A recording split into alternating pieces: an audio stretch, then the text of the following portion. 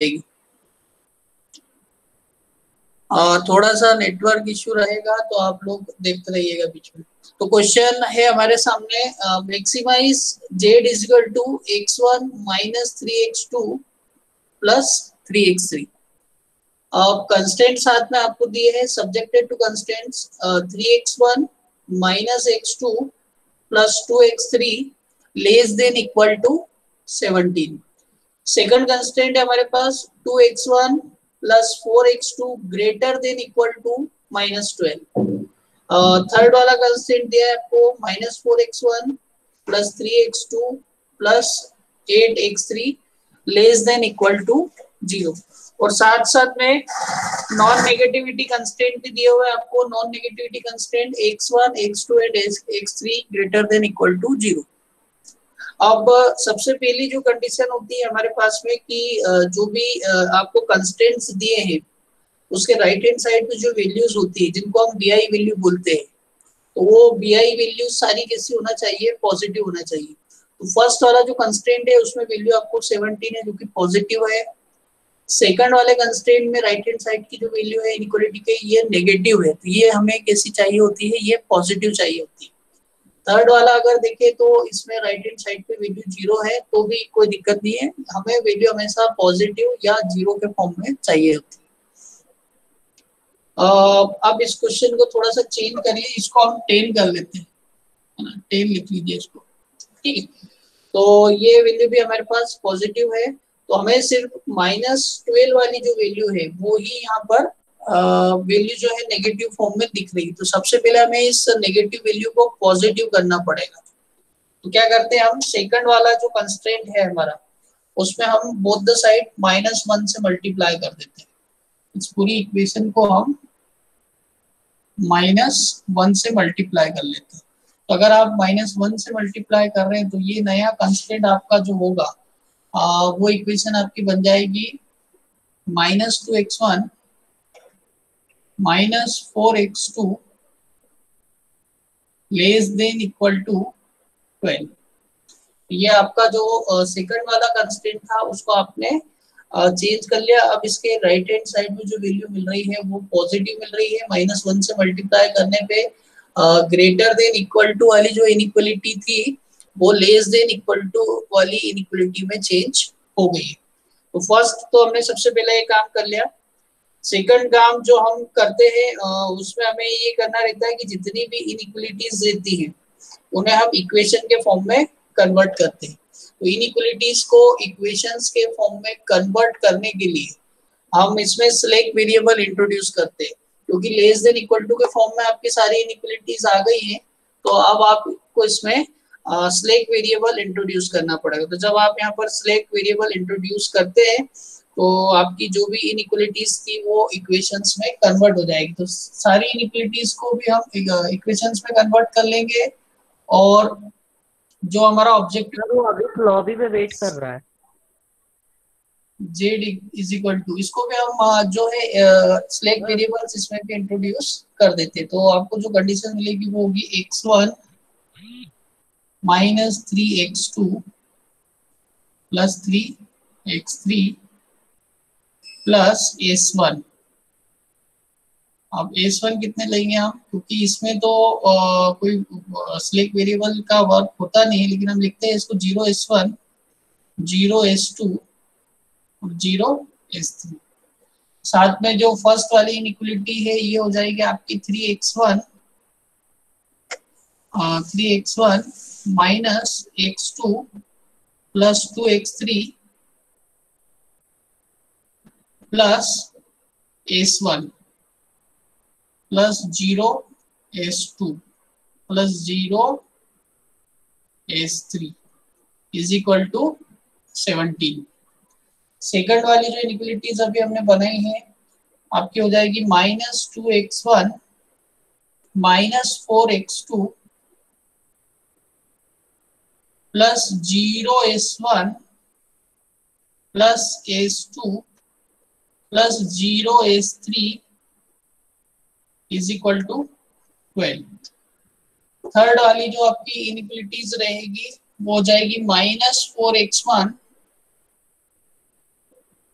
Plus 3x2 plus 8x3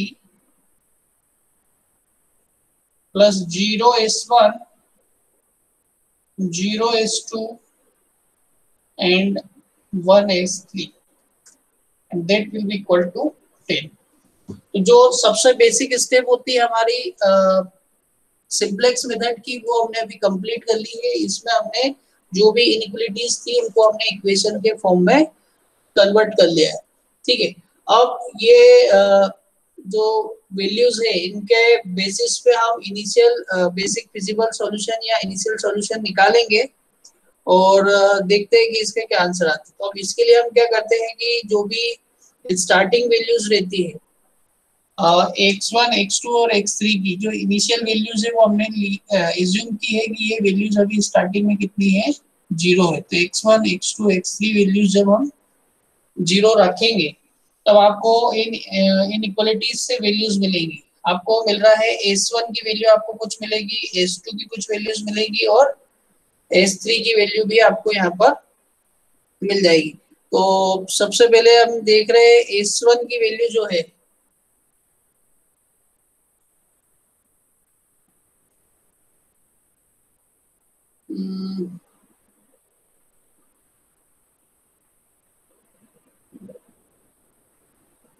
इसको आप इस फर्स्ट वाली वैल्यू को आप 7 कर लीजिए, क्योंकि क्वेश्चन जो एग्जाम में आया था वो उसी फॉर्म में आया था। ठीक है, तो यहाँ से आपको S1 कितना मिल रहा है, S1 आपको आ जाएगा 7। जब आप x1 x2 x3 वैल्यू 0 रखेंगे, s2 और s3 ऑलरेडी 0 है, तो s1 की वैल्यू हमारे पास मिल जाएगी 7। सिमिलरली सेकंड वाली इक्वेशन में जब x1 x2 और x3 को 0 रखेंगे और साथ में s1 और s3 को 0 रखेंगे तो s2 की वैल्यू आएगी, तो s2 इज इक्वल टू आएगा आपको 12। और सिमिलरली जब थर्ड वाली इक्वेशन में x1 को 0 रखेंगे, x2 को 0 रखेंगे, x3 को 0 रखेंगे, s1 s2 ऑलरेडी 0 है, तो s3 की वैल्यू भी आपको आ जाएगी 10। और जब ये सारी वैल्यू x1 x2 x3 की वैल्यूज और s1 s2 की वैल्यूज जब आप यहाँ पर ऑब्जेक्टिव फंक्शन z में रखते हैं तो ये सारी वैल्यू ऑलरेडी कितनी है, 0 है। यहाँ पर इनिशियल z की वैल्यू आपकी कितनी आ रही है, 0। तो आपका जो इनिशियल सॉल्यूशन है वो 0 है, वो अभी ऑप्टिमाइज नहीं रहेगा। तो आपको इसके लिए फिर इनिशियल सॉल्यूशन टेबल बनाना पड़ेगी। तो इनिशियल सॉल्यूशन टेबल मैं ऊपर की तरफ बना रहा हूँ, इसको रफ कर रहा हूँ।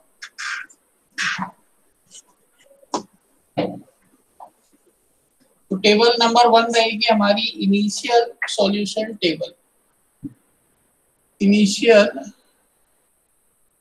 Solution table. ठीक है, तो टेबल बनाते टाइम जो जो फैक्टर्स आपको लगेंगे उनको हम लिख लेते हैं। आपको एक चाहिए रहेगा profit per unit, profit per unit. ठीक है, सेकंड कॉलम में आपको वैल्यू चाहिए रहती है variables in the basis, variables in the basis. ठीक है, थर्ड कॉलम में आपको वैल्यू चाहिए रहती है सॉल्यूशन वैल्यू, सॉल्यूशन वैल्यू, जिसे आप एक्स बी से डिनोट करेंगे। थर्ड आपको वैल्यूज चाहिए रहती है वेरिएबल्स की, आप लेंगे यहाँ पर वेरिएबल्स। अब आपके पास इस क्वेश्चन में वेरिएबल्स कितने हैं, आपके पास x1 x2 x3 तो वेरिएबल थे, साथ में आपके पास सिलेक्ट वेरिएबल्स भी है s1 s2 s3। तो x1 x2 x3 s1 s2 और s3, इस टाइप से आपके पास टोटल 6 वेरिएबल्स यहाँ पे होंगे। ठीक है, लास्ट वाला जो कॉलम हम लेते हैं वो लेते हैं रेशियो, रेशियो जो कि आपका होता है एक्स बी अपॉन में एक्स के की कॉलम। ठीक है,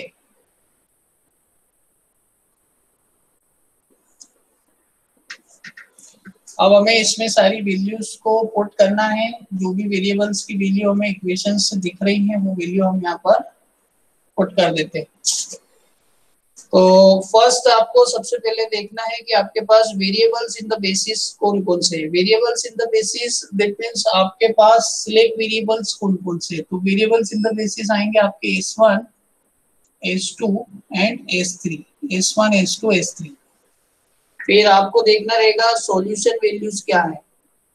तो इनकी जो सॉल्यूशन वैल्यूज आ रही है वो इनइक्वालिटीज के राइट हैंड साइड की जो वैल्यूज होती है कौन कौन सी है, 7, 12 एंड 10। 7, 12 एंड 10 इनइक्वालिटीज के राइट हैंड साइड की वैल्यूज यहाँ पर आएगी 7, सेकेंड इनइक्वालिटी में राइट हैंड वैल्यू है 12 और थर्ड वाली में है 10। 7, 12 और 10, तो ये वैल्यूज आप यहाँ पे पुट कर देंगे।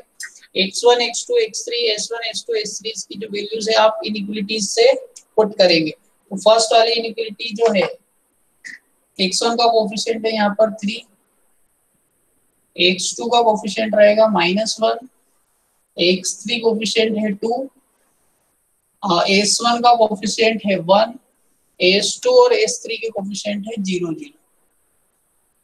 सेकंड वाली इनइक्वालिटीज के लिए देखें तो x1 कोफिशिएंट है -2, x2 coefficient is -4, x3 coefficient is 0, s1 coefficient is 0, s2 coefficient is 1 and s3 coefficient is also 0। From inequality 3 or equation 3, x1 is -4, coefficient of x2 is 3, coefficient of x3 is 8, coefficient of s1 is 0, coefficient of s2 is 0 and coefficient of s3 is 1। तो आपने जो भी values थी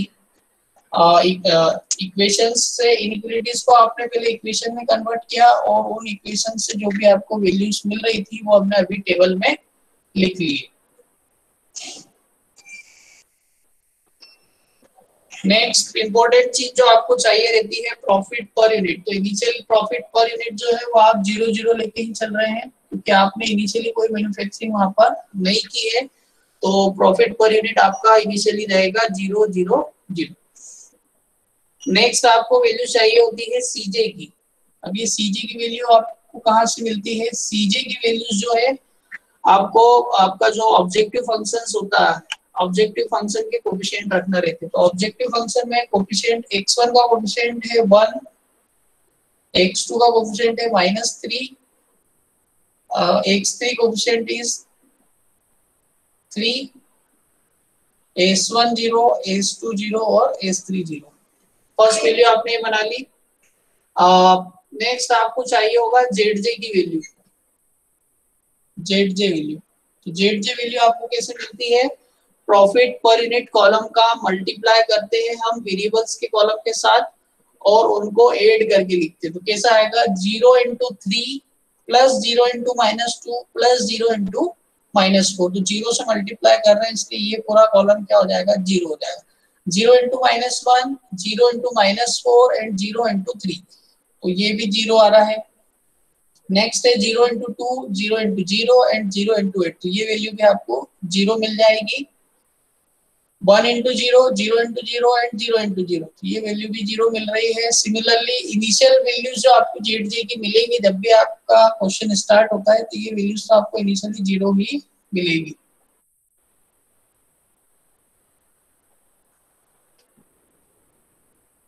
ठीक है।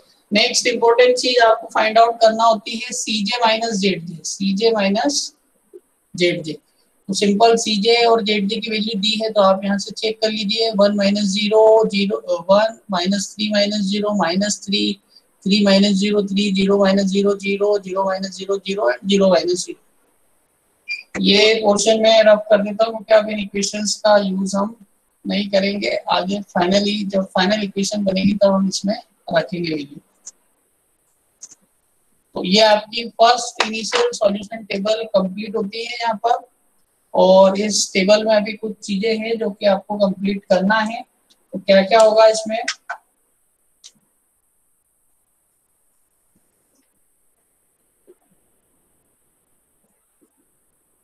ठीक है। अब आपको एक लास्ट कॉलम खाली दिख रहा है जिसको बोलेंगे रेशियो। तो रेशियो कॉलम निकालने के पहले आपको की कॉलम पता करना होता है। तो की कॉलम आपका जो रहेगा वो ये देखना पड़ेगा कि मैक्सिमम पॉजिटिव वैल्यू कौन सी है इसमें। तो मैक्सिमम पॉजिटिव वैल्यू कौन सी है, 3। दैट मीन्स 3 जिस कॉलम में आ रहा है वो आपका हो जाएगा की कॉलम, वो आपके लिए होगा की कॉलम। ठीक है। फिर की कॉलम जो एक्स बी की वैल्यू है, सॉल्यूशन वैल्यू की जो वैल्यूज होती है उसको हम डिवाइड करते हैं की कॉलम की वैल्यूज से, उसको डिवाइड करेंगे की कॉलम वैल्यूज से और फिर देखेंगे कि रेशियो कितना आ रहा है। तो हम डिवाइड करेंगे 7 divide by 2, 7 divide by 2 that means 7 by 2। फिर लेंगे 12 divide by 0, 12 divide by 0 that will be infinity and 10 divide by 8, तो ये वैल्यू हो जाएगी आपकी 10 बाय 8। फिर आपको इसमें चेक करना रहता है कि मिनिमम इन तीनों में से मिनिमम पॉजिटिव वैल्यू कौन सी है। तो मिनिमम पॉजिटिव वैल्यू कौन सी है आपकी 10 बाय 8। तो ये वैल्यू हो जाएगी आपकी की रो, मतलब ये जो पूरा रो है, थर्ड रो जो R3 है वो आपके लिए हो जाएगा की रो। ठीक है। अब की रो और की कॉलम जहां पर इंटरसेक्ट करेंगे वो जो पॉइंट होगा वहां का जो भी एलिमेंट होगा उसको हम बोलेंगे की एलिमेंट। तो आपका की एलिमेंट जो भी है वो कितना हो गया है 8।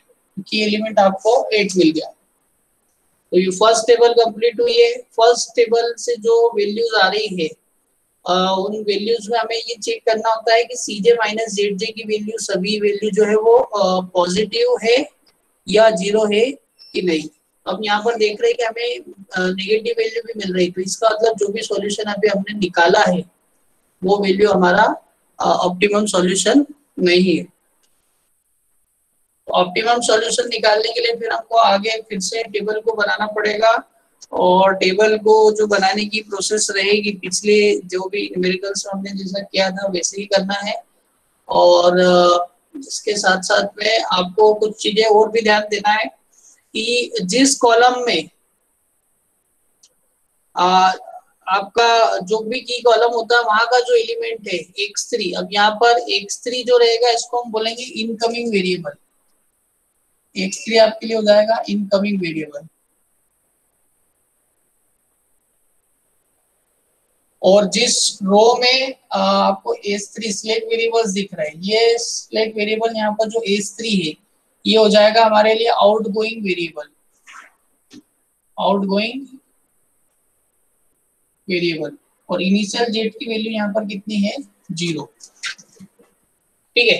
तो स्टार्ट करते हैं। इसका मतलब ये है कि अब जो नेक्स्ट टेबल बनेगी वहां पर S3 की जगह हमें लिखना है x3, S3 को रिप्लेस करेंगे x3 से और उसके करस्पॉन्डिंग जो x3 की वैल्यू Cj वाले कॉलम में है वो वैल्यू उसके लेफ्ट साइड पे हम लिख देंगे। ठीक है।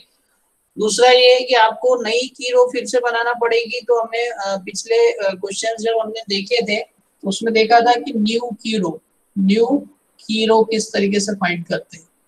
न्यू की रो, तो जो पुरानी की रो है हमारी वो कौन सी है R3, that means R3 new. नई वाली R3 आपको किस तरीके से मिलेगी, तो उसके लिए आप क्या करेंगे R3 ओल्ड, पुराना वाली आपकी जो की रो थी उसको आपको डिवाइड करना पड़ेगा की एलिमेंट से, की एलिमेंट डिवाइड बाय की एलिमेंट। तो ओल्ड की रो के जो जो भी एलिमेंट है उनको देखते हैं कौन कौन से है। 10 है, तो 10 है, फिर देन -4, 3, 8, 0, 0 और 1।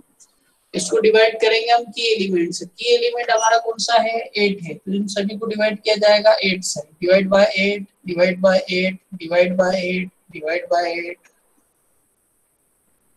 और डिवाइड बाय 8। तो ये जो एलिमेंट आएंगे वो होगा 10 बाय 8, -1 बाय 2, 3 बाय 8, 1, 0, 0 और 1 बाय 8। तो आपकी जो नई की रो जो अगली वाली जो टेबल रहेगी उसमें आपका जो थर्ड रो होगा उसके एलिमेंट आपको मिल गए 10/8, -1/2, 3/8, 1, 0, 0 और 1/8। इसके बाद हम निकालते हैं अदर रो, रो अदर देन की रो, है ना, रो अदर देन की रो को छोड़ के जो दूसरी रो थी उनका क्या करें। तो की रो हमारी थी R3, तो R3 के अलावा हमारे पास दो रो और है R1 और R2, R1 और R2। तो हम लिखेंगे R1 न्यू, तो नई वाली R1 रो क्या हो जाएगी, R1 new is equal to, अब इसमें क्या होता है कि जो आपको नई वाली रो मिल चुकी होती है, नई की रो जो आपको मिल चुकी होती है, वो एलिमेंट लेते हैं हम और R2 वाली रो में से हम मल्टीप्लाई कर लेते हैं। तो हम इसको इस तरीके से लिख सकते हैं कि R1 new is equal to R1 old, पुराना वाला R1, माइनस R3 न्यू, जो आपको ये R3 न्यू अभी मिल चुकी है ऊपर वाली, इनटू, फिर हम देखते हैं एक एलिमेंट का मल्टीप्लाई करना पड़ता है उस की कॉलम में जो एलिमेंट उस रो में आ रहा है। तो की कॉलम में कौन सा एलिमेंट आ रहा है, R1 रो में 2, तो इसको हमें मल्टीप्लाई करना पड़ेगा 2 से। तो R1 old minus R3 into 2। तो शॉर्ट में समझने के लिए अगर हमें जल्दी क्विकली इसके कैलकुलेशन करना है तो हम इसको इस तरीके से लिख सकते हैं, R1 ओल्ड आपके पुराने वाले जितने भी एलिमेंट है 7, 3, -1, 2, 1, 0, 0, इनको लिख लीजिए आप ऐसे, 7, 3, -1, 2, 1 और 2 और बच रहे हैं तो इनको मैं साइड में लिख रहा हूँ यहाँ 0 एंड 0। फिर इसमें आप माइनस साइन लगाइए, minus minus minus minus, bracket का साइन लगाइए, ब्रैकेट ब्रैकेट ब्रैकेट और ब्रैकेट, ठीक है। उसके बाद आप देखिए R3 इंटू 2, आपकी जो पुरानी वाली अभी जो आपको नई रो मिल चुकी है R3 कौन सी लेंगे आप, नई वाली R3 न्यू इंटू 2। तो नए R3 के एलिमेंट कौन कौन से आपके, 10/8, -1/2, 3/8, 1, 0 और यहाँ पे भी 0, 0,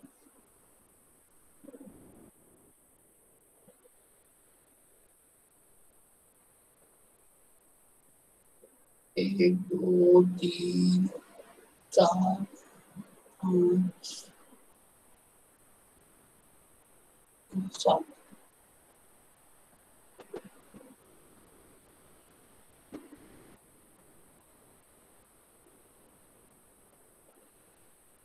-1, 2, ठीक है। तो पहले एक काम करता हूँ, इसमें टेबल को मैं यहाँ पे रब कर रहा हूँ और इसी में क्या कर रहा हूँ, मेरे पास बोर्ड पे जगह नहीं बच रही है तो मैं इसे यही रब करके फिर से आपको पूरी चीज बता रहा हूँ। ये आपके जो S3 वाला जो था, S3 आपके लिए आउटगोइंग वेरिएबल हो गया है, तो S3 आउटगोइंग वेरिएबल हो गया है, तो इसकी जगह आपके पास जो इनकमिंग वेरिएबल होगा, इनकमिंग वेरिएबल आपको यहाँ पर मिलेगा x3, तो आप लिख लीजिए इसको x3, और x3 वाली जो वैल्यू आपकी वेरिएबल्स में x3 की वैल्यू है वो कितनी है, 3, तो यहाँ पर इस 0 की जगह हम रिप्लेस कर देंगे 3 से।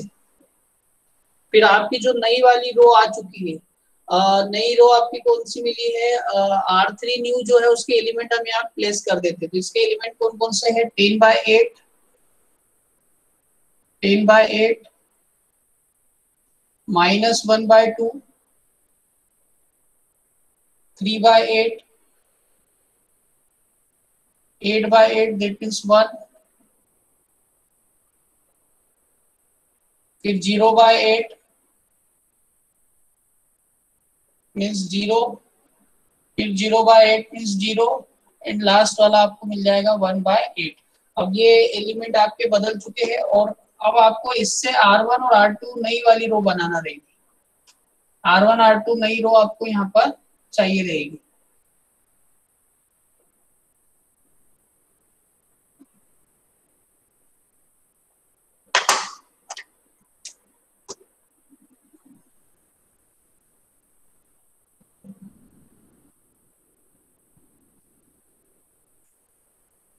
ठीक है, तो अभी तक हमने जो इस क्वेश्चन में करा है मैं फिर से ब्रीफ में आपको बता रहा हूँ।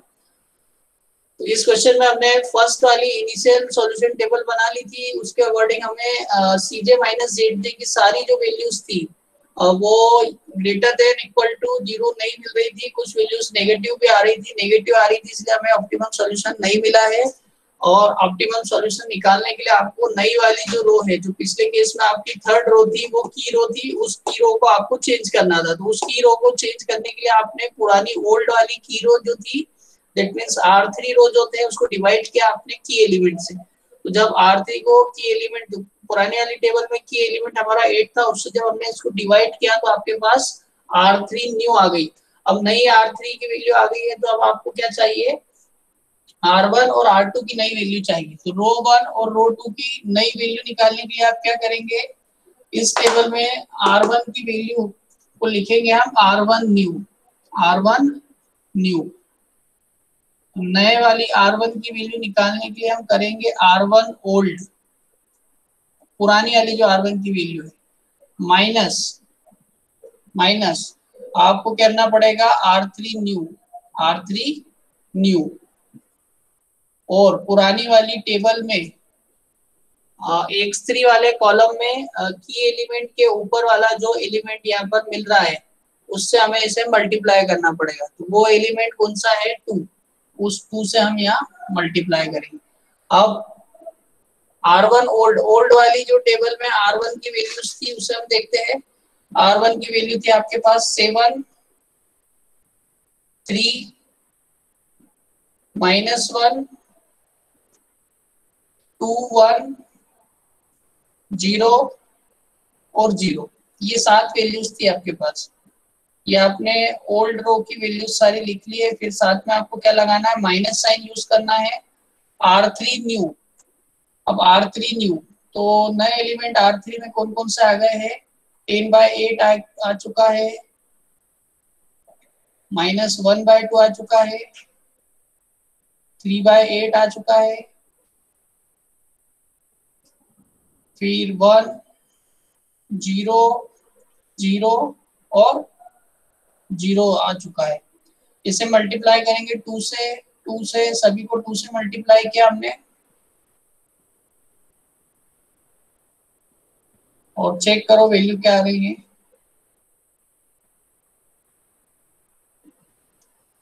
तो चेक करते हैं, 10/8 इंटू 2 दैट मीन्स हो जाएगा 10/4। तो 7 माइनस 10/4, 7 माइनस 10/4 करते हैं, देखते कितना आ रहा है, 7 माइनस 10/4 और ये हो जाएगा 18/4, मतलब 9/2, 9/2। तो फर्स्ट वाला जो एलिमेंट आ रहा है ये आ रहा है 9/2। यहाँ पर S1 वाले जो कॉलम में वैल्यू आ जाएगी हो जाएगी 9/2। सेकंड वाला देखते हैं, -1/2 इंटू 2, तो 2 से 2 कैंसिल होगा, यहाँ रिमेनिंग रह जाएगा -1 और बाहर के माइनस से मल्टीप्लाई होगा, +1 हो जाएगा, तो 3 + 1 ये हो जाएगा 4, 3 + 1 4। तो यहाँ पे वैल्यू आपकी आ जाएगी 4। थर्ड वाले को देखते हैं हम, तो 2 से 8 कैंसिल करा तो ये वैल्यू हो जाएगी 3/4। तो -1 माइनस 3/4, ये वैल्यू हो रही है आपकी -7/4। यहाँ पर वैल्यू आ रही है -7/4, तो यहाँ पे लिख देंगे हम -7/4। थर्ड वाली वैल्यू देखते हैं, नेक्स्ट वैल्यू देखते हैं, तो ये 1 इंटू 2 हो जाएगा 2, 2 माइनस 2 0, तो ये वैल्यू आपकी आ जाएगी 0। फिर देखते हैं 0 इंटू 2 0, तो 1 माइनस 0 वैल्यू हो जाएगी 1, यहाँ लिख देंगे हम 1। नेक्स्ट देखते हैं 0 इंटू 2 फिर से 0 हो जाएगा और 0 माइनस 0 करेंगे तो ये वैल्यू हो जाएगी 0। थर्ड वाले में फिर से 0 इंटू 2 0, 0 माइनस 0 वैल्यू हो जाएगी 0, यहाँ पर फिर से आपको मिल जाएगा 0। तो आपको नया वाला जो R2 है वो R1 है वो मिल चुका है। अब न्यू R1 के लिए क्या करेंगे, तो R1 न्यू, नया वाला R1 अगर सॉरी नया वाला R2 अगर आपको लिखना है, new R2 is equal to R2 old पुराना वाला आपका जो R2 था वो value minus R3 new, R3 new. और फिर ये देखेंगे कि जो आपकी पिछली वाली टेबल थी उसमें आपका जो X3 वाला कॉलम आया था, X3 वाले कॉलम में जो आपका X3 कॉलम था जिसे हमने की कॉलम बोला था, उसमें सेकंड रो में कौन सा एलिमेंट आ रहा है, तो उसमें सेकंड रो में एलिमेंट आ रहा है 0, उसमें एलिमेंट आ रहा है 0। तो जब हम इसको 0 से मल्टीप्लाई करेंगे तो आपका जो R2 न्यू है वो आपके R2 ओल्ड की ही बराबर हो जाएगा। तो आपने जो पिछली वाली टेबल में R2 रो लिखी थी उसी की सारी वैल्यूज आपको यहाँ पर लिखना रहेगी। तो वो वैल्यूज कौन कौन सी है, 12 -2 -4 0 1 12 -2 -4 0 0 1 और 0, ये वैल्यूज आपने लिखी। तो आपकी टेबल 2 जो है वो कंप्लीट हो गई। तो ये आपके सामने आ गई है टेबल नंबर 2। अब टेबल नंबर 2 जब आपको मिली है तो आपको नीचे की जो सारी वैल्यूज रहेंगी, जिसमें सीजे की जो वैल्यू होती है वो हमेशा कांस्टेंट होती है, इसके अलावा आपको जेड की वैल्यू हर बार कैलकुलेट करना पड़ती है, तो वो वैल्यू भी कैलकुलेट करेंगे और सीजे माइनस जेड की वैल्यू भी चेक करना रहेगी। तो देखते हैं यहाँ पर हम सीजे वैल्यू तो हर टेबल में कांस्टेंट चलती है, जेड वैल्यू के लिए हम क्या करते हैं, प्रॉफिट पर यूनिट को हम मल्टीप्लाई करते हैं वेरिएबल कॉलम से। तो 0 × 4 आपको मिलेगा 0, -2 × 0 आ जाएगा 0, 3 × -1/2 करेंगे तो ये वैल्यू हो जाएगी आपकी -3/2। तो यहाँ पर वैल्यू मिलेगी आपको -3/2। नेक्स्ट वाले कॉलम में देख रहे हैं तो 0 × -7/4 0 हो जाएगा, -4 × 0 0 हो जाएगा, 3 × 3/8 करेंगे तो ये वैल्यू आपको मिलेगी 9/8।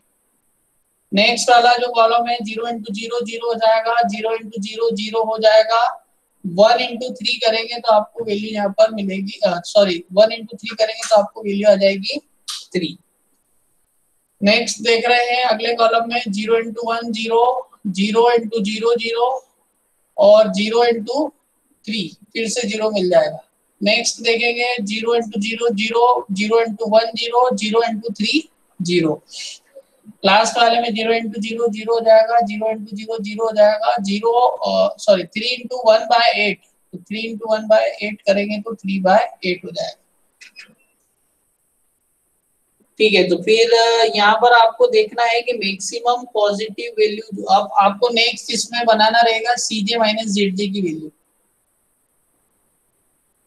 मैंने कहाँ लिख दिया, नीचे ही लिख दी सारी वैल्यू सीजे माइनस जेड में। मुझे जेड में वैल्यू लिखना थी तो जेड की वैल्यू आ रही -3/2, 9/8, 3 0 0 और 3/8। अब सीजे माइनस जेड करते हैं तो 1 -3/2 करेंगे तो ये वैल्यू हो जाएगी आपकी 5/2। -3 -9/8 करेंगे तो -3 -9/8 करते हैं, कितना आता है, -3 -9/8, तो वैल्यू आपको मिलेगी -24 -9/8, -33/8। तो ये वैल्यू आपको हो जाएगी -33/8। फिर 3 - 3 करा तो 0 0 - 0 0 0 - 0 0 0 -3/8 माइनस का 3/8। तो सीजे माइनस जेड की वैल्यूज आ गई हैं। अभी इस टेबल को देख के हमें पता चल रहा है कि सीजे माइनस जेड की सारी वैल्यूज जो है वो अभी भी पॉजिटिव नहीं है। ये अभी भी सारी वैल्यू जो है वो पॉजिटिव हमें नहीं मिल रही। तो अब क्या करेंगे, फिर से हम चेक करेंगे कि इसमें मैक्सिमम पॉजिटिव वैल्यू कौन सी है। तो मैक्सिमम पॉजिटिव वैल्यू चेक करेंगे। मैक्सिमम पॉजिटिव वैल्यू इसमें जो आ रही है वो आपको मिलेगी 5/2।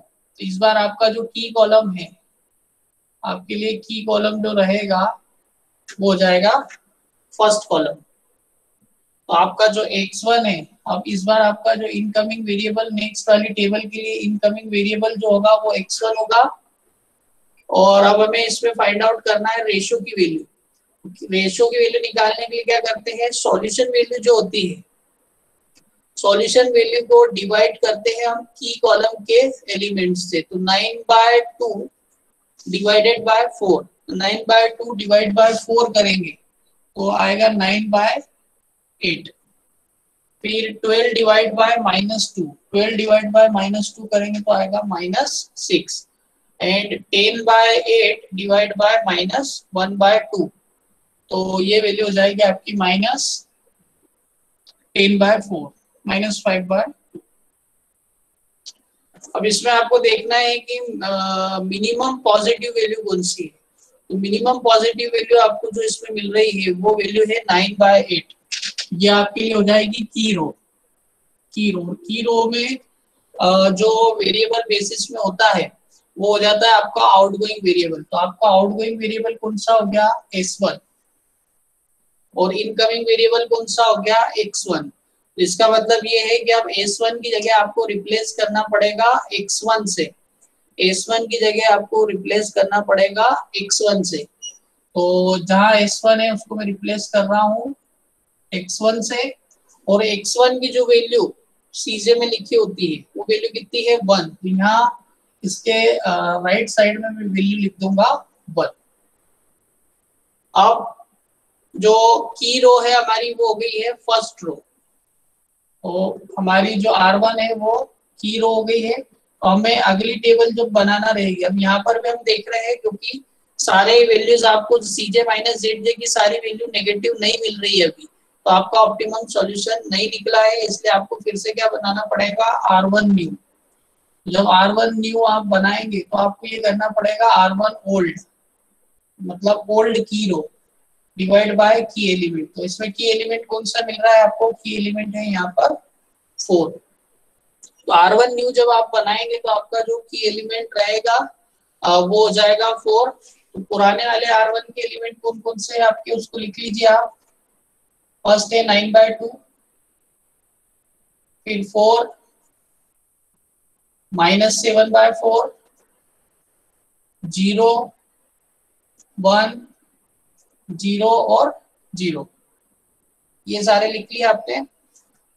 और आप अगली टेबल अपनी कॉपी पे बनाइएगा, मैं यहीं पे इसे लिख रहा हूँ आपको, लेकिन अगले पेज पे इसे, अगली टेबल पे आपको इसे बनाना पड़ेगा। नेक्स्ट टेबल बनाइए आप, टेबल नंबर 3। टेबल नंबर 3 की स्टार्टिंग जो है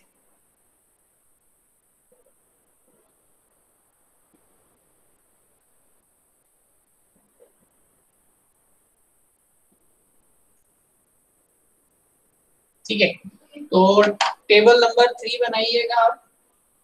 टेबल नंबर 3 में आपको जो एलिमेंट चाहिए होंगे,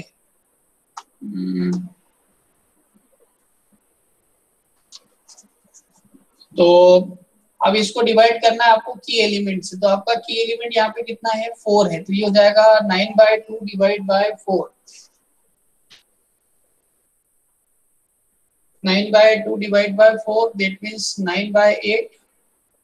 फिर 4 डिवाइड बाय 4 ये हो जाएगा आपका 1, -7/4 डिवाइड बाय 4 तो -7/16, 0/4, 0, फिर 1/4, 0/4 और 0/4। तो आपको यहाँ वैल्यू मिलेगी 0, 1/4, 0 और 0। तो ये सारी वैल्यूज जो रहेगी वो आपकी जो नई वाली R1 रहेगी, उस नए वाले R1 में ये सारी वैल्यूज आपको रिप्लेस करना पड़ेगी। तो फर्स्ट वाला जो 9/2/4 क्या है वो रिप्लेस हो गया आपका 9/8 से, तो यहाँ पर आपको मिलेगा 9/8। सेकंड आपको 4/4 मिला है 1, यहाँ पर आपको आ जाएगा 1। फिर नेक्स्ट आपका हो जाएगा -7/16, फिर 0, फिर 1/4, 0, 0, और लास्ट वाला कॉलम जो है वो सबसे लास्ट में बनता है, तो उसको हम रब कर देते हैं अभी, ठीक है। नेक्स्ट आपको जो कॉलम आपको जो नेक्स्ट वैल्यू चाहिए होगी उससे हम बोलेंगे R2 new. R2 new, R2 new निकालने के लिए हम क्या करते हैं, R2 ओल्ड, पुरानी वाली आपकी जो रो थी R2 ओल्ड, मैं यहाँ से मिटा चुका हूँ लेकिन आपको वो टेबल नंबर 2 में मिलेगी। R2 ओल्ड माइनस आपका जो R1 न्यू आ गया है वो R1 न्यू इंटू आपको ये देखना पड़ेगा कि आपका जो की कॉलम था, मतलब सेकंड टेबल नंबर 2 में, अभी हम टेबल नंबर 3 स्टार्ट कर चुके हैं, टेबल नंबर 2 में जो आपका की कॉलम था उसमें आपका R2 में कौन सा एलिमेंट आ रहा है, R2 में कौन सा एलिमेंट मिल रहा है वहां पे,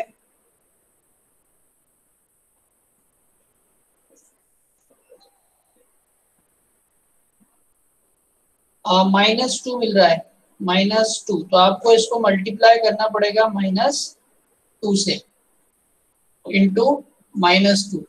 जब आप -2 से इसे मल्टीप्लाई करेंगे तो ये माइनस माइनस मिलके क्या हो जाएगा, +2। तो आपका जो नया फॉर्मूला बन जाएगा वो हो जाएगा R2 old plus 2 times of R1 new, 2 times of R1 new. अब जिन एलिमेंट्स का काम हो चुका है मैं उन्हें रब कर रहा हूं।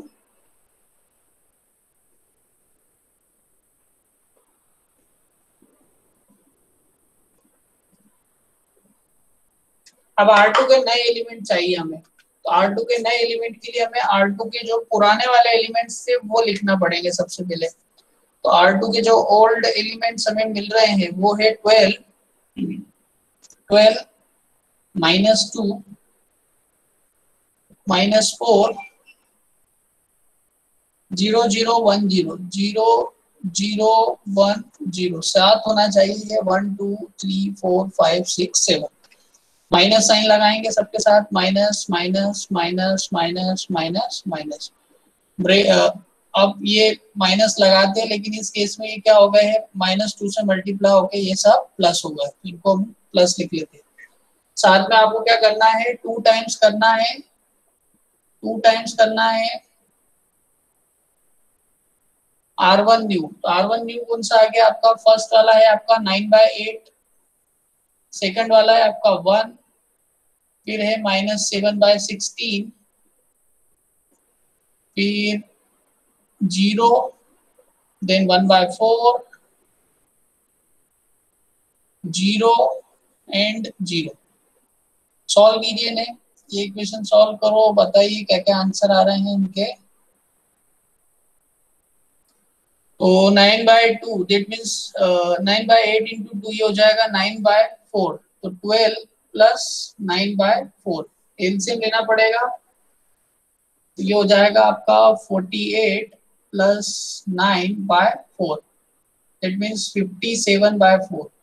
ये एलिमेंट आपका आना चाहिए 57/4।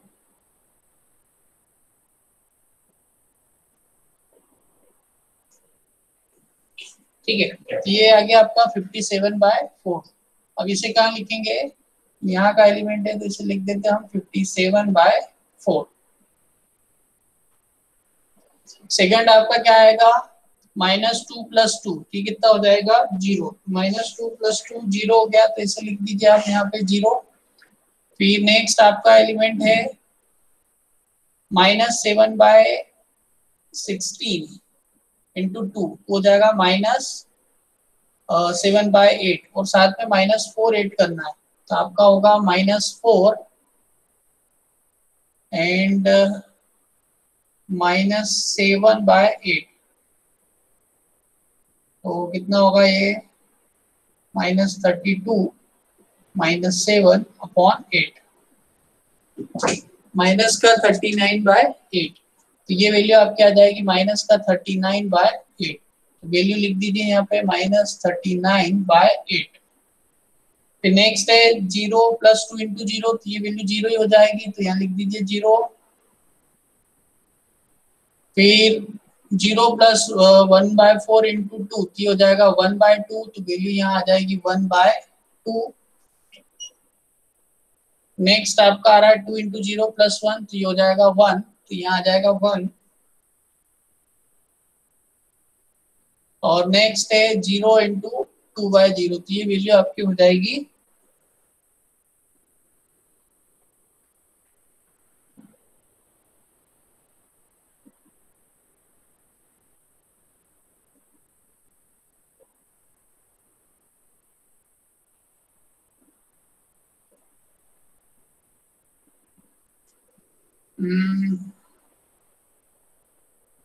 आपका R2 ओल्ड, R2 ओल्ड का लास्ट एलिमेंट जो है कितना है, 0 ही है, ठीक है। प्लस 2 इंटू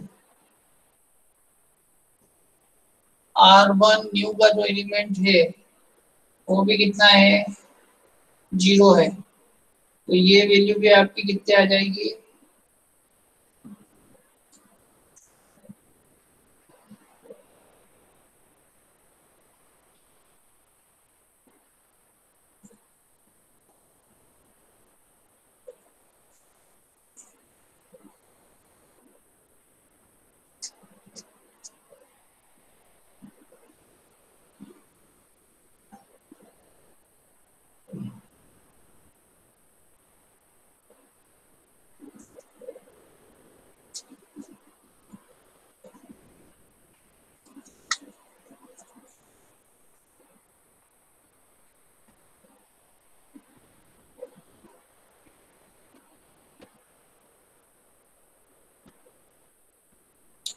R1 में S3 जो था हमारा ये -1/16 होना चाहिए, मैंने उसको गलती से 0 लिख दिया है ना, ये वैल्यू है -1/16, -1/16, और इसको जब सॉल्व कर रहे हैं तो ये आएगा आपका माइनस का 1/8, तो ये -1/8 हो जाएगा, ठीक है।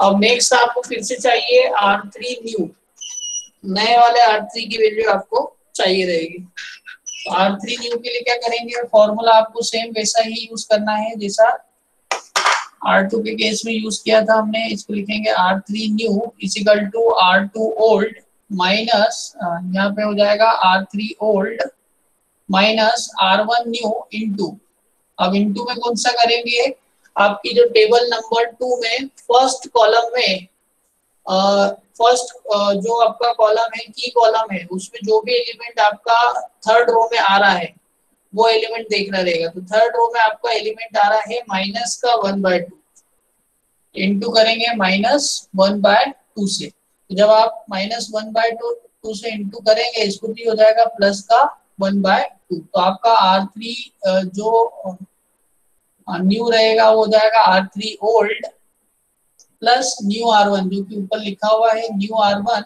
Divide by 2। तो फिर से सारे एलिमेंट बनाते हैं हम इसके,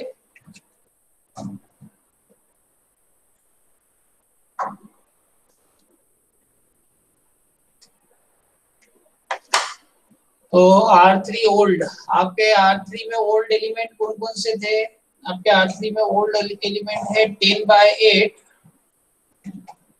10/8 -1/2, -1/2, 3/8, 1, 0, 0 और 1/8, चेक कर लीजिएगा।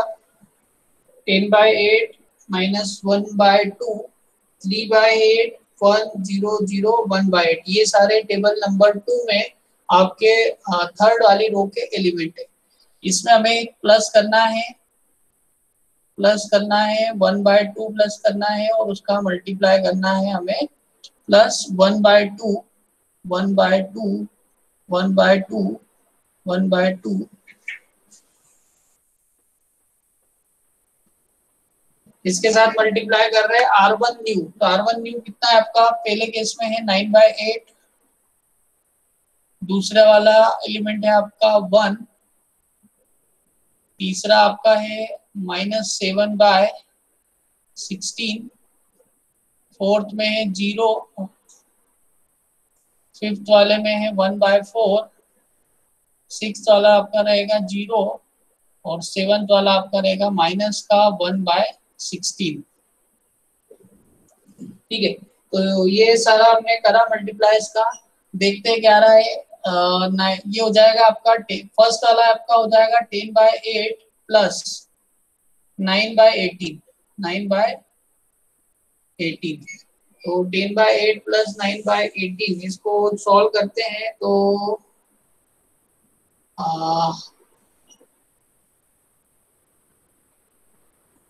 ये वैल्यू आपको मिल रही है 29/16। चेक कर लीजिएगा आप, मैं डायरेक्ट लिख रहा हूँ यहाँ 29/16। तो ये वैल्यू आपकी हो गई 29/16 जिसको हमने टेबल में रख दिया है। अब 1/2 प्लस का और माइनस का 1/2 दोनों मिलके कितने हो जाएंगे 0। तो ये वैल्यू आपकी यहाँ मिल जाएगी 0। थर्ड आपको चाहिए इसमें 3/8 माइनस 7/32 -7/32। इसको सॉल्व करते तो ये हो जाता है 5/32। यहाँ पर वैल्यू आपकी आ जाएगी 5/32। 5/32। नेक्स्ट वैल्यू आपकी है 0। 1 प्लस 1/2 इंटू 0, तो ये वैल्यू हो जाएगी 1, तो यहाँ लिख दीजिए 1। नेक्स्ट वैल्यू है 0 प्लस 1/2 इंटू 1/4, तो ये हो जाएगा 1/8, यहाँ लिख दीजिए 1/8। नेक्स्ट आपका हो रहा है 0 प्लस 0 इंटू 1/2, तो ये 0 ही हो जाएगा, तो यहाँ आ जाएगा 0। और नेक्स्ट है आपका 1/2। नेक्स्ट जो आपको लिखना रहेगा वो वैल्यू रहेगी आपकी 1/8 प्लस और इंटू माइनस करेंगे तो हो जाएगा माइनस 1/32। 1/32, तो सॉल्व करने पे ये हो जाएगा आपका 3/32। लास्ट वाला आपकी वैल्यू आ जाएगी 3/32। सीजे वैल्यू हमेशा कांस्टेंट रहती है तो हमने ऑलरेडी लिख रखी है। नेक्स्ट आपको चाहिए रहेगी जेड की वैल्यू। तो नेक्स्ट आपको जेड की वैल्यू यहाँ पे फाइंड आउट करना रहेगी। तो जेड की वैल्यू फाइंड आउट करने के लिए क्या करेंगे, जेड वैल्यू फाइंड आउट करने के लिए आप जो भी कॉलम का एलिमेंट होता है उसे सॉल्यूशन वैल्यू से हम उसे प्रॉफिट पर यूनिट जो होता है उससे मल्टीप्लाई करते हैं। तो करेंगे 1 into 1 1 plus 0 into 0 plus 3 into 0। तो सीजे तो यहाँ जेड की फर्स्ट वैल्यू जो है वो आपको मिलेगी 1। नेक्स्ट आपको करना है -7/16 इंटू 1। -7/16 इंटू 1, तो -7/16 इंटू 1, इसको प्लस करेंगे हम -39/8 इंटू 0, तो 0 हो जाएगा, प्लस 3 इंटू 5/32। ठीक है, तो इसे सॉल्व करने पे जो भी वैल्यू आएगी वो आपकी आ जाएगी जेड की वैल्यू। तो वो वैल्यू आ रही है 1/32। 1/32। नेक्स्ट करेंगे हम फिर से 0 इंटू 1 0, 0 इंटू 0 0, 1 इंटू 3 3, तो नेक्स्ट वैल्यू आपकी आ जाएगी 3। नेक्स्ट आगे देखते हैं 1/4 इंटू 1, तो 1/4 इंटू 1 प्लस 1/2 इंटू 0, 1/2 इंटू 0 0 हो जाएगा, और 1/8 इंटू 3 3 इंटू 1/8। इसको सॉल्व करके देखते हैं क्या आता है। इसको सॉल्व करने पे वैल्यू आपको आएगी 5/8। ये वैल्यू हो गई आपकी 5/8। नेक्स्ट है 0 इंटू 1 0, 0 इंटू 1 0, 0 इंटू 3 0, तो ये वैल्यू 0 हो गई। और लास्ट वाली जो वैल्यू है वो है आपकी -1/16 टू 1, 1 इंटू माइनस का 1/16, और प्लस माइनस का 1/8 इंटू 0 0 हो जाएगा, 3 इंटू 3/32। इसको सॉल्व करेंगे तो ये वैल्यू आपको फाइनली मिलेगी 7/32। 7/32। यहाँ लिख दीजिए 7/32।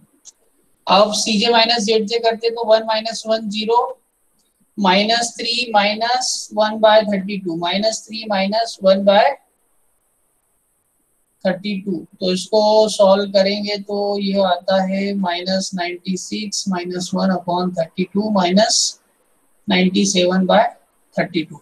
ये वैल्यू हो जाएगी -97/32 -97/32।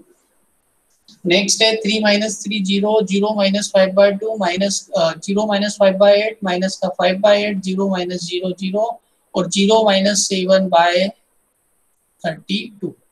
अब इसमें सीजे माइनस जेड जे की सारी वैल्यूज जो है वो लेस देन इक्वल टू 0 हो गई है। मतलब सारी वैल्यूज नेगेटिव है या 0 के फॉर्म में है। तो इस कंडीशन में जो भी हमारा सॉल्यूशन निकला है वो हमारा ऑप्टिमम सॉल्यूशन रहेगा। ऑप्टिमम सॉल्यूशन रहेगा दैट मीन्स आपको जो वैल्यूज मिलेगी वो कैसे मिलेगी। x1 की वैल्यू आप यहाँ पर देखेंगे तो x1 आपको मिल रहा है 9/8। x1 मिल रहा है 9/8। फिर अगर s2 की बात करें तो s2 जो आपको मिला है वो वैल्यू आपकी 57/4 है, लेकिन हमें उससे मतलब नहीं है। यहाँ पर आपको x2 जो रिप्लेस हुआ है वो s2 से रिप्लेस है तो वो वैल्यू तो आपको 0 ही लेना पड़ेगी क्योंकि यहाँ पे रिप्लेसमेंट नहीं हुआ था इसका। और नेक्स्ट जो आपको x3 वैल्यू है, x3 वैल्यू है 29/16। तो ये वैल्यू आपको लेना पड़ेगी। तो आपका जो जेड का इनिशियल फंक्शन था मैक्सिमाइज जेड वाला, मैक्सिमाइज जेड, तो ऑब्जेक्टिव फंक्शन क्या है वो ऑब्जेक्टिव फंक्शन में आपको दिया था x1 -3x2